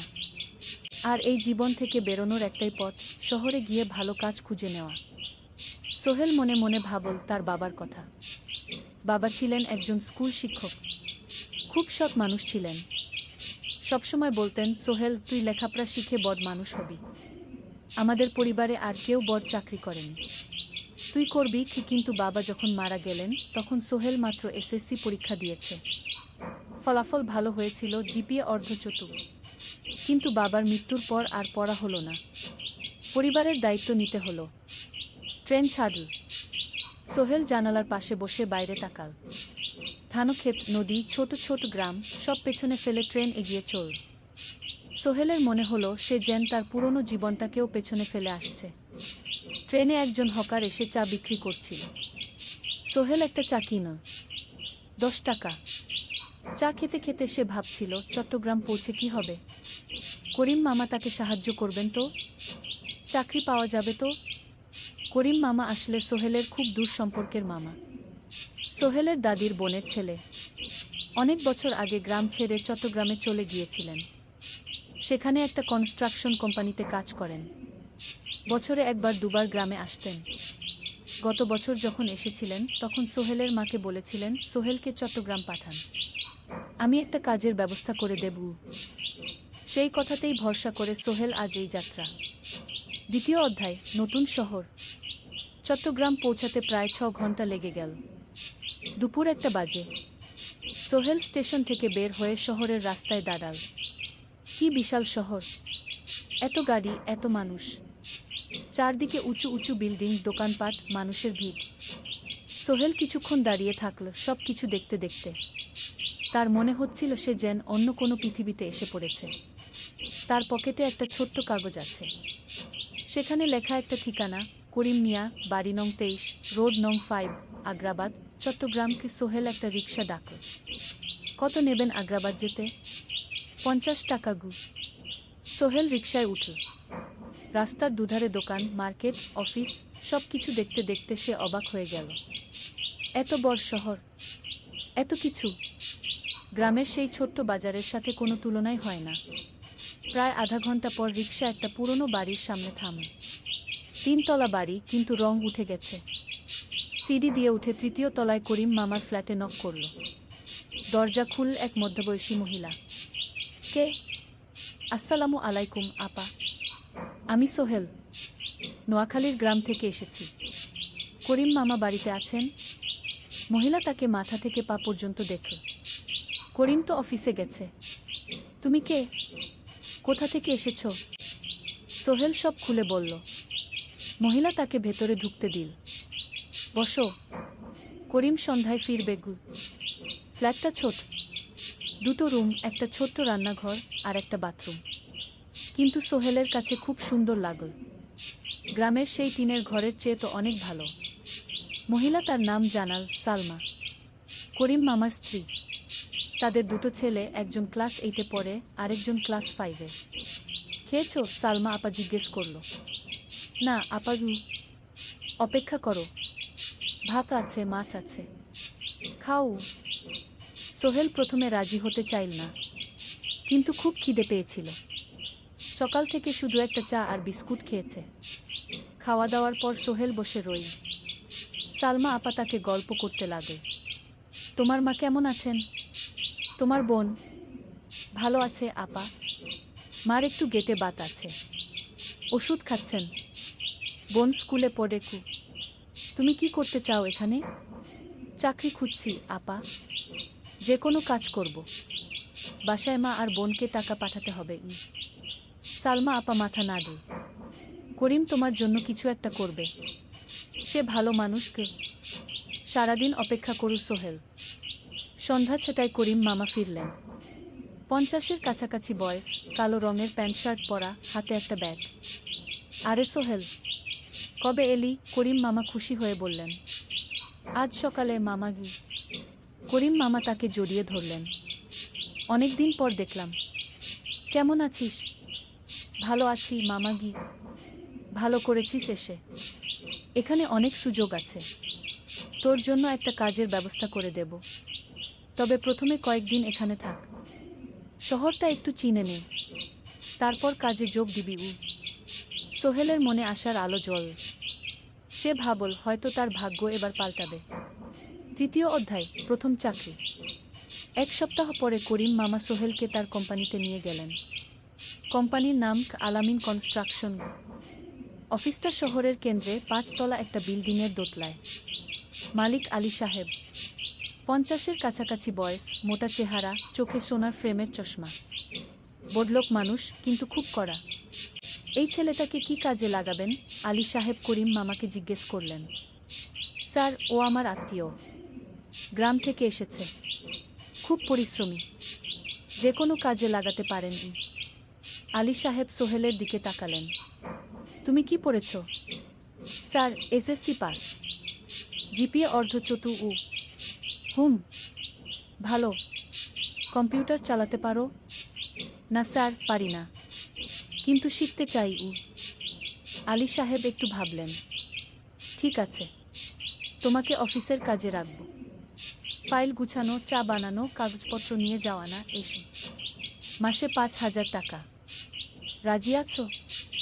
জি স্যার। সোহেল খুশি হয়ে গেল। 5,000 টাকা? রিক্সা চালিয়ে 3,500 পেত, এখানে 5,000। কাজ শুরু হলো পরদিন থেকে। সকাল 8টায় অফিসে যেতে হয়, ফিরতে হয় সন্ধ্যা 7টায়। প্রথম দিন সোহেল ঘুম থেকে উঠল ভোর 5টায়। তৈরি হয়ে 7:30টায় অফিসের উদ্দেশ্যে বের হলো। করিম মামার বাড়ি থেকে অফিস প্রায় 5 কিলোমিটার। বাসে যেতে হয়। অফিসে পৌঁছে সোহেল দেখল সেই প্রথম আলী সাহেব এখনো আসেননি। অফিস খোলা ছিল না। আর 10 মিনিট পর একজন লোক এসে অফিস খুলল। তুমি নতুন? জি, আমি সোহেল গু। আমি জাহিদ, অ্যাসিস্ট্যান্ট ম্যানেজার। এসো। জাহিদ ভাই সোহেলকে সব কিছু দেখাল। অফিসে মোট 6 জন কর্মচারী, 2 জন ইঞ্জিনিয়ার, একজন অ্যাকাউন্ট্যান্ট, একজন অ্যাসিস্ট্যান্ট ম্যানেজার, জাহিদ ভাই, একজন রিসেপশনিস্ট, আর এখন সোহেল। সোহেলের কাজ শুরু হলো চা বানানো দিয়ে। তারপর অফিস পরিষ্কার করা, ফাইল গুছানো, কাগজপত্র এক জায়গা থেকে আরেক জায়গায় নিয়ে যাওয়া। কাজ কঠিন না, কিন্তু সারাদিন দৌড়ঝাঁপ করতে হয়। দুপুরে খাবারের জন্য আধা ঘন্টা বিরতি। সোহেল একটা ছোট হোটেলে গিয়ে ভাতরাল তরকারি খেল। 50 টাকা। সন্ধ্যায় অফিস বন্ধ হলো। সোহেল ক্লান্ত হয়ে বাসায় ফিরে। কেমন লাগল প্রথম দিন? করিম মামা জিজ্ঞেস করলেন। ভালো মামা, অনেক কিছু শিখলাম। প্রথম মাসের শেষে সোহেল বেতন পেল 5,000 টাকা। সে 3,000 টাকা মাকে পাঠাল। মা ফোনে কাঁদতে লাগলেন। আল্লাহ তোকে ভালো রাখুক সোহেল। সোহেলের চোখেও জল এলো। তার মনে হলো সে একটা বড় কাজ করতে পেরেছে। চতুর্থ অধ্যায়, শহরের জীবন। 3 মাস কেটে গেল। সোহেল এখন শহরের সাথে মিশে গেছে। প্রতিদিন অফিসে যাওয়া আসার পথে সে দেখে হাজারো মানুষের জীবন। কেউ সফল, কেউ ব্যর্থ, কিন্তু সবাই চলছে নিজের পথে। সোহেল অফিসের কাজের পাশাপাশি কম্পিউটার শেখার চেষ্টা করছে। অফিসে একটা কম্পিউটার আছে। যখন কেউ ব্যবহার করে না, তখন সোহেল একটু একটু শেখার চেষ্টা করে। জাহিদ ভাই তাকে সাহায্য করেন। সোহেল, তুমি যদি কম্পিউটার ভালোভাবে শিখতে পারো, তাহলে তোমার ভবিষ্যৎ উজ্জ্বল। জাহিদ ভাই একদিন বললেন। কিভাবে শিখব ভাই? ট্রেনিং সেন্টারে যাও, সন্ধ্যায় ক্লাস আছে। মাসে 2,000 টাকা লাগবে কি? সোহেল ভাবল, 2,000 টাকা অনেক, কিন্তু এটা বিনিয়োগ, ভবিষ্যতের জন্য। সে একটা ট্রেনিং সেন্টারে ভর্তি হলো। সপ্তাহে 3 দিন, সন্ধ্যা 7:30 থেকে রাত 9টা পর্যন্ত ক্লাস। কম্পিউটারের basic, MS Word, Excel, PowerPoint, internet ব্যবহার। একদিন অফিস থেকে ফেরার সময় সোহেল একটা দোকানে চা খেতে গেল। দোকানের পাশেই একটা ছোট্ট মুদি দোকান। সেখানে একটা মেয়ে বসে আছে। বয়স হবে 20-এর কাছাকাছি। সাদাসিধে চেহারা, সাদা শাড়ি পরা, কিন্তু চোখে এক ধরনের দৃঢ়তা। ভাইজা, এক প্যাকেট বিস্কুট দেন কি? সোহেল বলল। মেয়েটা বিস্কুট দিল। 20 টাকা। সোহেল টাকা দিয়ে যাচ্ছিল, হঠাৎ মেয়েটা বলল, আপনি নতুন এসেছেন এই এলাকায়, তাই না? হ্যাঁ। 3 মাস হলো। কিভাবে বুঝলেন? আপনার চেহারা দেখেই বোঝা যায়। এখনো গ্রামের ছোঁয়া আছে। আর আপনি প্রতিদিন এই পথ দিয়ে যান। দেখেছি কি? মেয়েটা হাসল। সোহেলও হেসে ফেলল। আপনি খুব পর্যবেক্ষক মনে হচ্ছে কি? জীবনে অনেক কিছু দেখেছি, তাই মানুষকে চিনতে শিখেছি কি। আপনার নাম? মিনা। এই দোকান আমার বাবার। উনি অসুস্থ, তাই আমি দেখছি গু। সেদিন থেকে সোহেল প্রায় সেই দোকানে যেতে শুরু করল। মিনার সাথে গল্প করত। ধীরে ধীরে তাদের মধ্যে একটা বন্ধুত্ব তৈরি হলো। মিনাও তার জীবনের গল্প বলল। মিনার মা মারা গেছেন যখন সে মাত্র 7 বছরের। বাবা আব্দুল হামিদ একা হাতে মিনাকে বড় করেছেন। মুদি দোকান দিয়ে সংসার চালান। মিনা কলেজে পড়ে, অনার্স সেকেন্ড ইয়ার। সকালে কলেজে যায়, দুপুরে ফিরে এসে দোকান সামলায়। বাবার হার্টের সমস্যা আছে, তাই ভারী কাজ করতে পারেন না। তোমার স্বপ্ন কি? একদিন সোহেল জিজ্ঞেস করল। গ্রাজুয়েশন শেষ করে একটা ভালো চাকরি করব, তারপর বাবাকে ভালো চিকিৎসা করাব। তুমি? আমিও চাকরি করে পরিবারকে ভালোভাবে দেখভাল করতে চাই। মা আর বোনকে নিয়ে শহরে আনব একদিন গু। দুজনেই নিজেদের স্বপ্নের কথা বলতে গিয়ে বুঝল তাদের স্বপ্ন অনেকটা একই রকম। পঞ্চম অধ্যায়, বিপদ। 6 মাস কেটে গেল। সোহেল এখন আলী সাহেবের খুব প্রিয় কর্মচারী। সে শুধু চা বিস্কুট দেওয়ার কাজই করে না, এখন কম্পিউটারেও কিছু কাজ শিখেছে। ছোটখাটো টাইপিং, ডেটা এন্ট্রি এসব করতে পারে। আলী সাহেব খুশি হয়ে তার বেতন বাড়িয়ে 8,000 টাকা করে দিয়েছেন। একদিন রাতে সোহেল অফিস থেকে ফিরছিল। সেদিন একটু দেরি হয়ে গেছে। রাত প্রায় 9টা। সাধারণত সোহেল সন্ধ্যা 7:30টায় ফিরে, কিন্তু সেদিন অফিসে একটা জরুরি কাজ ছিল। বাস থেকে নেমে সোহেল বাড়ির দিকে হাঁটছিল। হঠাৎ একটা অন্ধকার গলিতে 3 জন লোক তাকে ঘিরে ধরল। তাদের চেহারা দেখেই বোঝা যাচ্ছিল ভালো উদ্দেশ্য নিয়ে আসেনি। টাকা দে তাড়াতাড়ি, একজন বলল। তার হাতে একটা ছুরি। সোহেল ভয় পেয়ে গেল। ভাই, আমার কাছে খুব কম টাকা আছে কি? যা আছে দে, তাড়াতাড়ি করো। সোহেল কাঁপতে কাঁপতে তার পকেট থেকে 5 টাকা বের করে দিল। এই টাকা দিয়ে সে বাজার করবে ভেবেছিল। কিন্তু ছিনতাইকারীরা সন্তুষ্ট হলো না। শুধু ৫ টাকা। তোর ব্যাগে কি আছে? তারা সোহেলের ব্যাগ কেড়ে নিল। ব্যাগে ছিল তার মোবাইল, কম্পিউটার ট্রেনিং সেন্টারের সার্টিফিকেট আর কিছু গুরুত্বপূর্ণ কাগজপত্র। না ভাই, ব্যাগটা ফেরত দেন। ওতে আমার জরুরি জিনিস আছে। মোবাইল নিয়ে নেন, কিন্তু ব্যাগটা দেন গো। কিন্তু ওরা শুনল না। একজন সোহেলকে জোরে ধাক্কা দিল। সোহেল পড়ে গেল। মাথা রাস্তার কংক্রিটে ধাক্কা লেগে গেল। রক্ত বের হলো। ৩ জন দৌড়ে পালিয়ে গেল। কিছুক্ষণ সোহেল অজ্ঞান হয়ে পড়ে রইল। তারপর ধীরে ধীরে জ্ঞান ফিরল। মাথায় প্রচণ্ড ব্যথা। সে উঠে দাঁড়ানোর চেষ্টা করল, কিন্তু মাথা ঘুরছিল। কোনোমতে একটা দেয়াল ধরে দাঁড়াল। একজন পথচারী তাকে দেখে থামল। কি হয়েছে ভাই? ছিনতাই হয়েছে কি? এসো, আমি তোমাকে হাসপাতালে নিয়ে যাই। কিন্তু সোহেল রাজি হলো না। না, ঠিক আছি, বাড়ি যেতে পারবো। সে কোনোমতে করিম মামার বাড়িতে পৌঁছাল। দরজা খুলেই সালমা আপা চিৎকার করে উঠলেন, ও আল্লাহ, কি হয়েছে? করিম মামা দৌড়ে এলেন। সোহেলকে ভেতরে নিয়ে গেলেন। তার মাথায় জল ঢেলে রক্ত পরিষ্কার করলেন। ক্ষতটা বেশ গভীর। হাসপাতালে যেতে হবে কি? করিম মামা বললেন। তারা একটা অটোরিকশা নিয়ে নিকটস্থ হাসপাতালে গেলেন। ডাক্তার সোহেলের মাথায় ৩টা সেলাই দিলেন। বলল, ১ সপ্তাহ বিশ্রাম নিতে হবে। কোনো ভারী কাজ করা যাবে না। হাসপাতাল থেকে ফিরে সোহেল শুয়ে রইল। তার মনে হচ্ছিল সবকিছু শেষ হয়ে গেছে। মোবাইল চলে গেছে, গুরুত্বপূর্ণ কাগজপত্র চলে গেছে। এখন ১ সপ্তাহ অফিস করতে পারবে না। পরদিন সকালে করিম মামা আলী সাহেবকে ফোন করে সব জানালেন। আলী সাহেব বললেন, ঠিক আছে, সোহেল ভালো হয়ে এলে আসবে, চিন্তার কিছু নেই গি। মিনা যখন এই খবর শুনল, সে সন্ধ্যায় সোহেলকে দেখতে এলো করিম মামার বাড়িতে। সাথে এনেছিল কিছু ফল। কি হয়েছিল? মিনা চিন্তিত গলায় জিজ্ঞেস করল।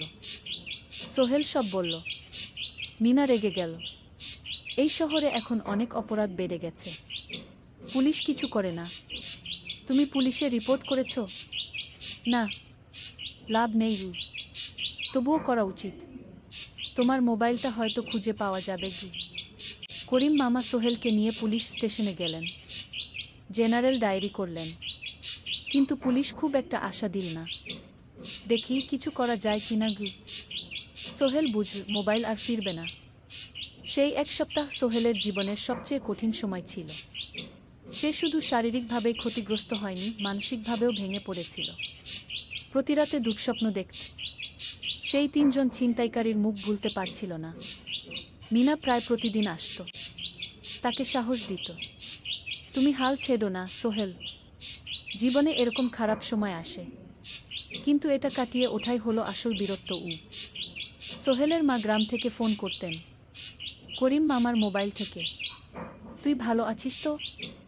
সোহেল মাকে সব সত্যি বলেনি, শুধু বলেছে, হ্যাঁ মা, ভালো আছি, একটু জ্বর হয়েছিল, এখন ভালো। ১ সপ্তাহ পর সোহেল আবার অফিসে গেল। আলী সাহেব তাকে দেখে খুশি হলেন। কেমন আছো? ভালো আছি স্যার। ঠিক আছে, তবে প্রথম কয়েকদিন হালকা কাজ করবে গি। সোহেল আবার কাজে মন দিল। কিন্তু একটা জিনিস তাকে খুব কষ্ট দিচ্ছিল, তার মোবাইল নেই। মায়ের সাথে কথা বলতে পারছে না নিয়মিত। করিম মামার মোবাইল চাইতে সংকোচ লাগে। একদিন জাহিদ ভাই তাকে ডাকলেন। সোহেল, আমার একটা পুরনো মোবাইল আছে, তুমি ব্যবহার করো?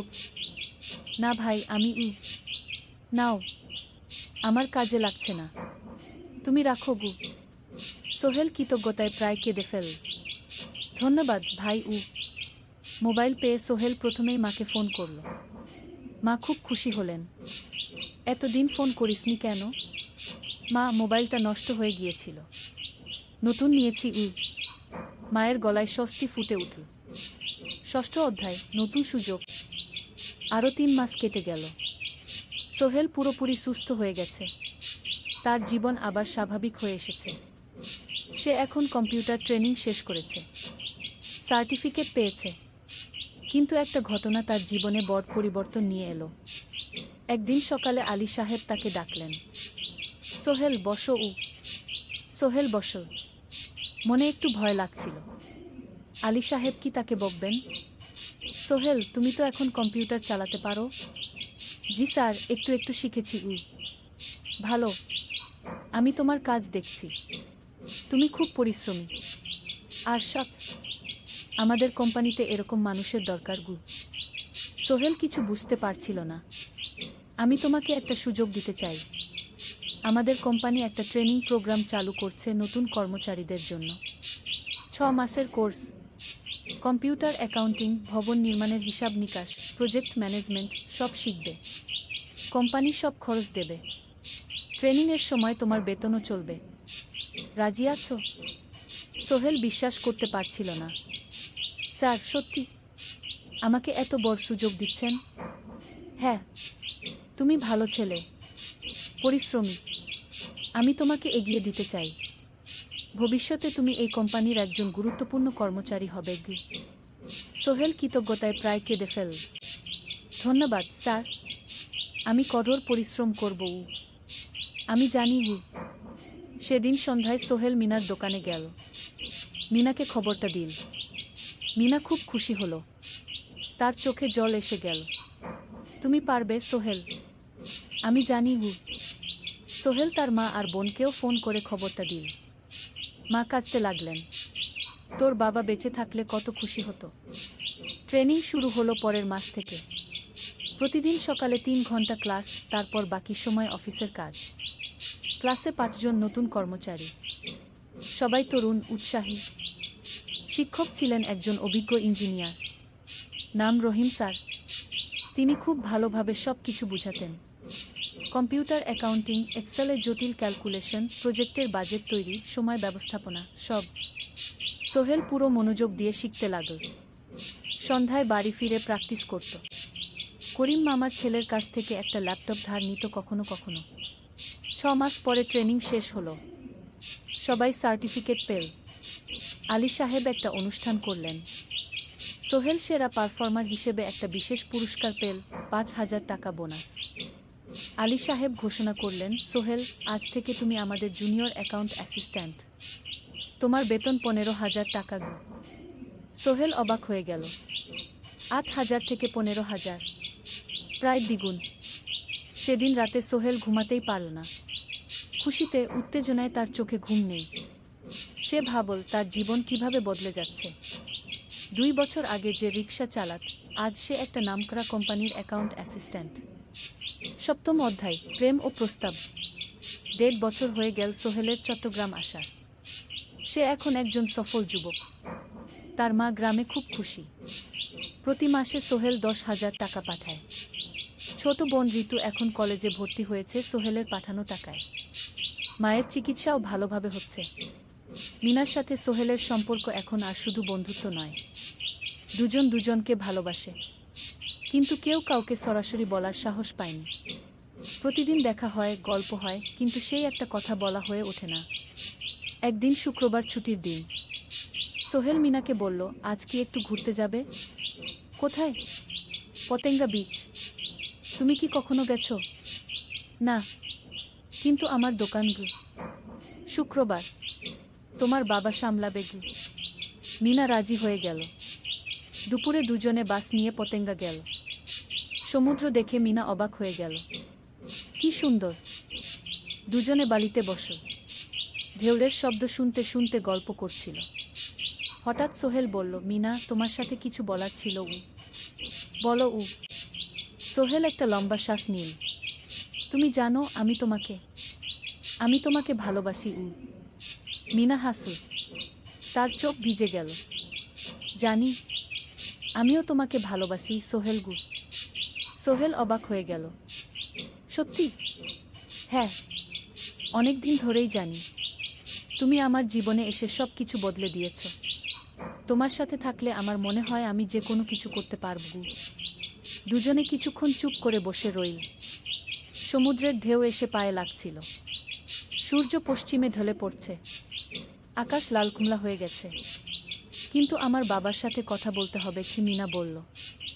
আমি তৈরি। যখন বলবে তখন বলবো। পরের সপ্তাহে সোহেল মিনার বাবার সাথে কথা বলল। আব্দুল হামিদ সাহেব প্রথমে একটু দ্বিধা করলেন। তুমি কোনো পরিবারের ছেলে? তোমার বাবা কি করতেন? সোহেল সব সত্যি বলল। তার বাবা ছিলেন স্কুল শিক্ষক, মারা গেছেন 10 বছর আগে। মা গ্রামে থাকেন, ছোট বোন কলেজে পড়ে। তুমি নিজে কি করো? আমি আলামিন কনস্ট্রাকশন কোম্পানিতে জুনিয়র অ্যাকাউন্ট অ্যাসিস্ট্যান্ট, মাসে 15,000 টাকা বেতন।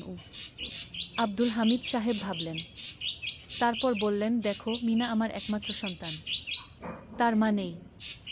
আমি একা তাকে বড় করেছি। আমি চাই মিনা একজন ভালো ছেলের সাথে বিয়ে হোক। তুমি দেখতে ভালো ছেলে মনে হচ্ছে, কিন্তু আমাকে তোমার মায়ের সাথে দেখা করতে হবে। তোমার পরিবারকে জানতে হবে। জি জি আঙ্কেল, আমি ব্যবস্থা করছি। সোহেল খুশিতে আটখানা। সে সেদিন রাতেই তার মাকে ফোন করল, মাকে সব বলল। মা প্রথমে অবাক হলেন, তারপর খুশি হলেন। মিনা মেয়েটা কেমন? খুব ভালো মা, তুমি দেখলে পছন্দ করবে। কি ঠিক আছে, আমি আর ঋতু আসছি চট্টগ্রাম। 2 সপ্তাহ পর সোহেলের মা আর বোন চট্টগ্রাম এলো। সোহেল তাদের নিয়ে মিনার বাড়িতে গেল। 2 পরিবার একসাথে বসল। মিনার বাবা সোহেলের মাকে দেখে খুশি হলেন।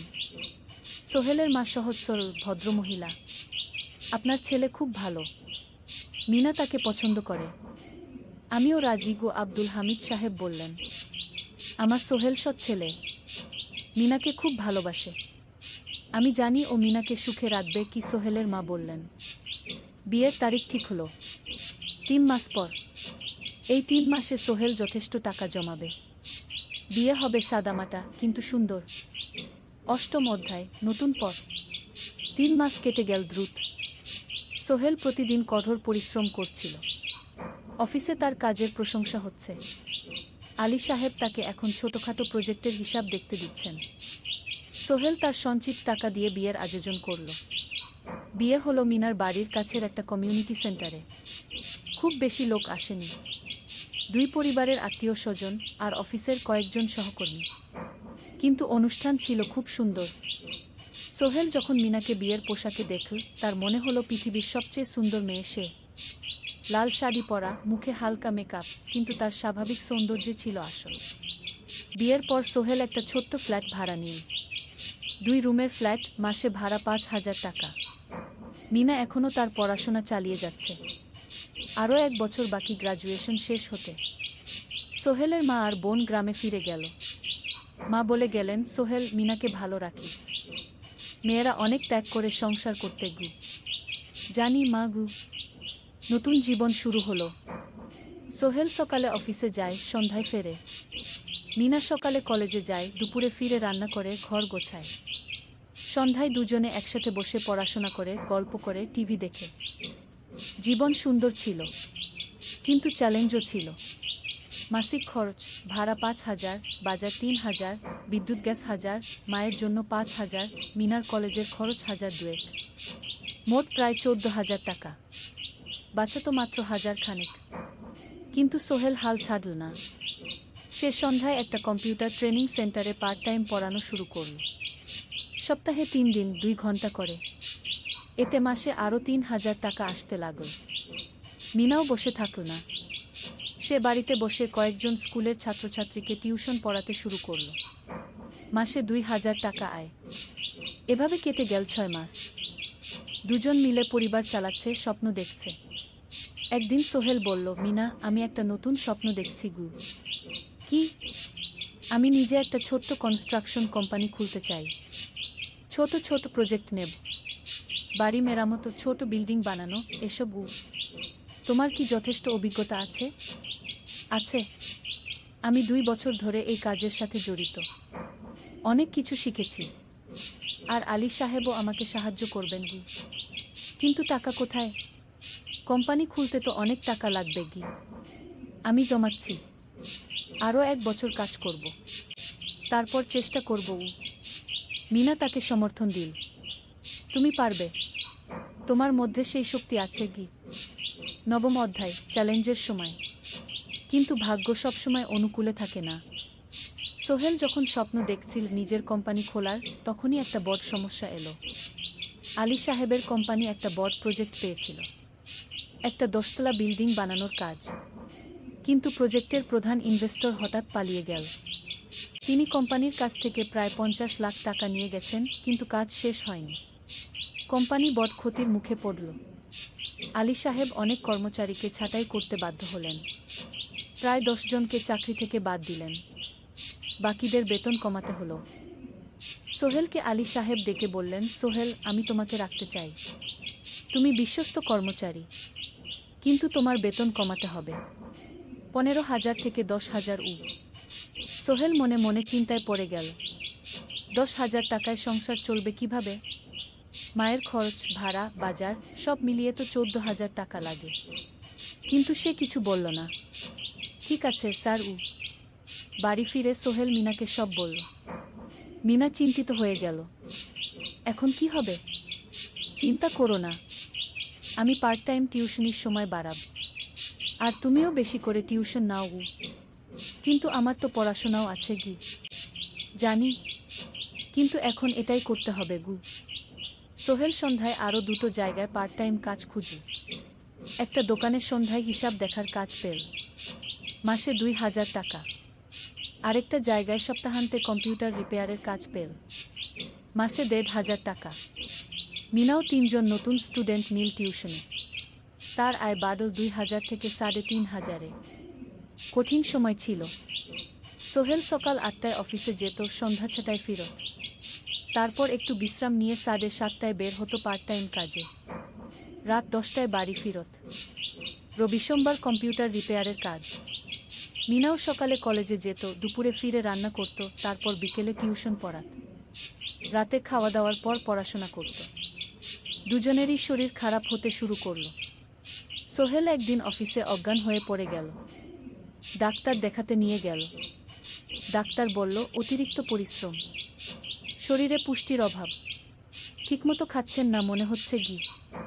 সত্যি কথা, খরচ বাঁচাতে সোহেল আর মিনা অনেক সময় কম খেত। মাংস মাছ কিনত সপ্তাহে একদিন, বাকি সময় শাকসবজি, ডাল। মিনা সোহেলকে বলল, আর নয় সোহেল, তুমি এভাবে নিজেকে শেষ করে ফেলছ। আমার পড়াশোনা বন্ধ করে দিই, আমি ফুল টাইম চাকরি করি কি। না, সোহেল জোর দিয়ে বলল, তোমার পড়াশোনা বন্ধ হবে না। আরও মাত্র 6 মাস বাকি, তুমি গ্রাজুয়েট হবেই গি। কিন্তু তুমি আমি ঠিক হয়ে যাব, চিন্তা করো না গে। কিন্তু পরিস্থিতি আরও খারাপ হলো যখন সোহেলের মায়ের অসুখ হলো। হার্টের সমস্যা। হাসপাতালে ভর্তি করতে হলো। খরচ 50,000 টাকা। সোহেলের হাতে এত টাকা কোথায়? সে করিম মামার কাছে ধার চাই। করিম মামা 20,000 টাকা দিলেন।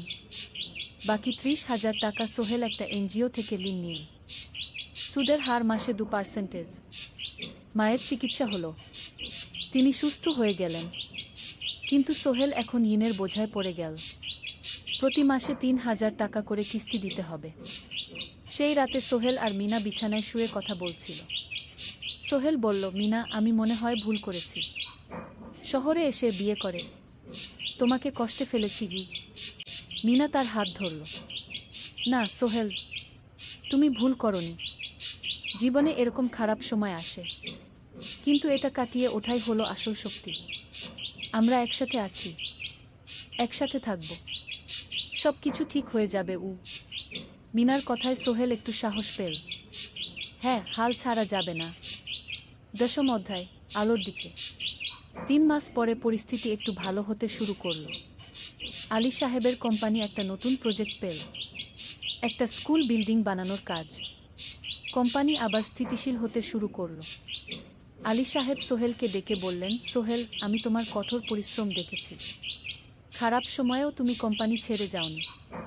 আমি কৃতজ্ঞ। আজ থেকে তোমার বেতন আবার 15,000 টাকা। সোহেল খুশি হয়ে গেল। ধন্যবাদ স্যার। মিনাও গ্রাজুয়েশন শেষ করল, ভালো ফলাফল করল। সে এখন চাকরি খুঁজছে। একদিন মিনা একটা প্রাইভেট স্কুলে শিক্ষিকার ইন্টারভিউ দিতে গেল। ইন্টারভিউ ভালো হলো, তাকে নিয়োগ দেওয়া হলো। বেতন 12,000 টাকা। সেদিন সন্ধ্যায় দুজনে মিলে একটা ছোট্ট পার্টি করল। একটা বিরিয়ানি কিনো, কোমল পানীয় কিনো। দুজনে মিলে খেল। আমরা পেরেছি, সোহেল মিনা বলল। হ্যাঁ, আমরা পেরেছি গু। এখন দুজনের মিলিয়ে আয় ২৭,০০০ টাকা। খরচ চালানোর পর প্রায় ১০,০০০ টাকা বাঁচে। সোহেল এই টাকা দিয়ে লোন শোধ করতে শুরু করল। পার্ট টাইম কাজগুলো ছেড়ে দিল। শরীরের যত্ন নেওয়া শুরু করল। আরও ৬ মাস পরে সোহেলের কাছে একটা বড় সুযোগ এলো। আলী সাহেব একদিন তাকে ডাকলেন। সোহেল, তুমি কি নিজের ব্যবসা করতে চাও? স্যার, আমি তোমাকে একটা ছোট্ট প্রজেক্ট দিতে চাই। একটা ৩ তলা বিল্ডিংয়ের কনস্ট্রাকশন। তুমি ম্যানেজ করবে, আমি শুধু সুপারভাইজ করব। লাভের ৫০% তোমার গু। সোহেল ভাবল, এটা একটা বড় সুযোগ, কিন্তু ঝুঁকিও আছে। যদি কাজটা ভালোভাবে না হয়? স্যার, আমি চেষ্টা করব, কিন্তু যদি ভুল হয়? ভুল হবে না, আমি তোমার উপর বিশ্বাস রাখছি। তুমি পারবে গু। সোহেল রাজি হয়ে গেল। এই প্রজেক্ট তার জীবনে টার্নিং পয়েন্ট হতে পারে। একাদশ অধ্যায়, স্বপ্ন পূরণের পথে। পরের ৬ মাস সোহেল খুব কঠোর পরিশ্রম করল। প্রজেক্টটা ম্যানেজ করা সহজ ছিল না। শ্রমিক নিয়োগ, ম্যাটেরিয়াল কেনা, কাজের তদারকি, সময়মতো কাজ শেষ করা, সব দায়িত্ব তার। প্রথম ২ মাস খুব চাপের মধ্যে গেল। একদিন একজন শ্রমিক কাজ করতে গিয়ে আহত হলো। সোহেল তাকে হাসপাতালে নিয়ে গেল, তার চিকিৎসার খরচ দিল। এতে প্রজেক্টের বাজেট একটু বাড়ল, কিন্তু সোহেল জানত এটা করা দরকার। আরেকদিন ভুল ম্যাটেরিয়াল ডেলিভারি হলো। সোহেল সেগুলো ফেরত পাঠাল, সঠিক জিনিস আনাল। এতে ৩ দিন দেরি হলো, কিন্তু কাজের মান ঠিক রইল। মিনা তাকে সবসময় সাপোর্ট করছিল। সে এখন চাকরিতে স্থিতিশীল। স্কুলের বাচ্চারা তাকে পছন্দ করে। প্রিন্সিপাল তার কাজে খুশি। প্রজেক্ট শেষ হলো ৬ মাসে, সময়মতো, বাজেটের মধ্যে। বিল্ডিংয়ের মালিক খুব খুশি হলেন। তিনি আলী সাহেবকে ধন্যবাদ দিলেন। আলী সাহেব বললেন, ধন্যবাদ আমাকে না, এই ছেলেকে দিন। সোহেল পুরো প্রজেক্ট ম্যানেজ করেছে গু। প্রজেক্ট থেকে মোট লাভ হলো ৩ লাখ টাকা। সোহেল পেল ১.৫ লাখ টাকা। তার জীবনে এত টাকা এই প্রথম। সে করিম মামার ঋণ শোধ করল। এনজিওর বাকি ঋণ শোধ করল। তারপর তার মাকে ৫০,০০০ টাকা পাঠাল। মা দিয়ে গ্রামের বাড়িটা একটু মেরামত করাল, বোন ঋতুর জন্য একটা ল্যাপটপ কিনে। বাকি টাকা দিয়ে সোহেল একটা ব্যাংক অ্যাকাউন্টে জমা রাখল ভবিষ্যতের জন্য। আলী সাহেব সোহেলকে আরও ২টো প্রজেক্ট দিলেন, এবার একটু বড়। সোহেল আত্মবিশ্বাসের সাথে সেগুলোও শেষ করল। ২ বছর পরে সোহেল সিদ্ধান্ত নিল, এবার নিজের কোম্পানি খোলার সময় এসেছে। দ্বাদশ অধ্যায়, নতুন শুরু। সোহেল তার সব জমানো টাকা দিয়ে একটা ছোট্ট অফিস ভাড়া নিল। ২ রুমের অফিস। একটা রুমে কাজের জায়গা, আরেকটায় ছোট্ট মিটিং রুম। অফিসের সামনে একটা বোর্ড লাগাল, Sohel construction and development. Mina তাকে সাহায্য করছিল। সে অফিসের অ্যাকাউন্টস দেখত সন্ধ্যায় স্কুল থেকে ফিরে। দুজন মিলে একটা টিম। প্রথমে ছোট ছোট কাজ নিল, বাড়ি মেরামত, দোকান সংস্কার, ছোট বিল্ডিং কনস্ট্রাকশন। কাজের মান ভালো রাখার চেষ্টা করল, সময়মতো শেষ করল, দাম ন্যায্য রাখল। ধীরে ধীরে সোহেলের সুনাম ছড়িয়ে পড়ল। মানুষ তাকে বিশ্বাস করত। তার কাছে নতুন নতুন কাজ আসতে লাগল। প্রথম বছর খুব কষ্ট হলো, কখনো লাভ হতো, কখনো লস। কিন্তু সোহেল থেমে থাকল না। সে শিখতে লাগল ব্যবসা কিভাবে চালাতে হয়। দ্বিতীয় বছরে পরিস্থিতি ভালো হলো। সোহেল এখন ৩ জন স্থায়ী কর্মচারী নিয়োগ দিল। একজন ইঞ্জিনিয়ার, একজন সুপারভাইজার, একজন অফিস সহায়ক। তৃতীয় বছরে একটা বড় প্রজেক্ট পেল, একটা স্কুল বিল্ডিং বানানোর কাজ। ৫ তলা বিল্ডিং। সোহেল পুরো মনোযোগ দিয়ে কাজটা করল। শ্রমিকদের ভালো বেতন দিল, ভালো ম্যাটেরিয়াল ব্যবহার করল, সময়মতো কাজ শেষ করল। স্কুল কর্তৃপক্ষ খুব খুশি হলো। তারা সোহেলের কাজের প্রশংসা করল। এই প্রজেক্ট থেকে সোহেল প্রায় ৫ লাখ টাকা লাভ করল। এই টাকা দিয়ে সে আরও ভালো একটা অফিস নিল, আরও কর্মচারী নিয়োগ দিল। এখন তার কোম্পানিতে ১০ জন স্থায়ী কর্মচারী। প্রজেক্ট অনুযায়ী আরও শ্রমিক নিয়োগ দেওয়া হয়। ত্রয়োদশ অধ্যায়, পরিবার। এদিকে সোহেল আর মিনার সংসারেও খুশির খবর এলো। মিনা গর্ভবতী। 9 মাস পর তাদের একটা মেয়ে হলো। নাম রাখো সারা। সারা যখন জন্মাল, সোহেলের মা আর বোন চট্টগ্রামে এলো। মা 1 মাস থেকে গেলেন। মিনাকে সাহায্য করলেন। সোহেল এখন একটা বড় ফ্ল্যাট ভাড়া নিয়েছে। 3 রুমের ফ্ল্যাট। একটা রুমে সোহেল, মিনা, একটায় সারা, আরেকটায় অতিথি রুম। মায়ের জন্য সোহেল সিদ্ধান্ত নিল তাকে চট্টগ্রামে নিয়ে আসবে। গ্রামে একা থাকা ঠিক না। কিন্তু মা রাজি হলেন না। না বাবা, আমি গ্রামেই থাকব। এখানে আমার পরিচিত মানুষ আছে। তোর বোনকে নিয়ে যা। ও ঢাকায় পড়ছে, চট্টগ্রামে এনে ভালো কোথাও ভর্তি করিয়ে দেখি। সোহেল তাই করল। ঋতুকে চট্টগ্রাম বিশ্ববিদ্যালয়ে ভর্তি করিয়ে দিল। ঋতু এখন সোহেলের ফ্ল্যাটে থাকে, বিশ্ববিদ্যালয়ে পড়ে। সোহেলের মনে হলো তার জীবন এখন পরিপূর্ণ। স্ত্রী, মেয়ে, বোন সবাই তার কাছে। ব্যবসা ভালো চলছে। মা গ্রামে সুখে আছেন। চতুর্দশ অধ্যায়, সফলতার শিখরে। 5 বছর কেটে গেল। সোহেল এখন একজন সফল উদ্যোক্তা। তার কোম্পানি কি সোহেল কনস্ট্রাকশন অ্যান্ড ডেভেলপমেন্ট এখন চট্টগ্রামে বেশ পরিচিত। প্রায় 30 জন কর্মচারী তার অধীনে কাজ করে। সোহেল এখন শুধু ছোট প্রজেক্ট করে না, বড় বড় প্রজেক্টও করে। একটা 8তলা বিজনেস কমপ্লেক্স বানানোর কাজ পেয়েছে। একটা হাসপাতাল বিল্ডিং বানাচ্ছে। মিনা এখনো স্কুলে পড়ায়। সে এখন ভাইস প্রিন্সিপাল। সাথে সোহেলের কোম্পানির অ্যাকাউন্টস ম্যানেজার। দুজন মিলে ব্যবসা চালা। সারা এখন 4 বছরের। স্কুলে ভর্তি হয়েছে। খুব চালাক মেয়ে। ঋতু বিশ্ববিদ্যালয় থেকে গ্রাজুয়েট হয়ে একটা ব্যাংকে চাকরি পেয়েছে। একদিন আলী সাহেব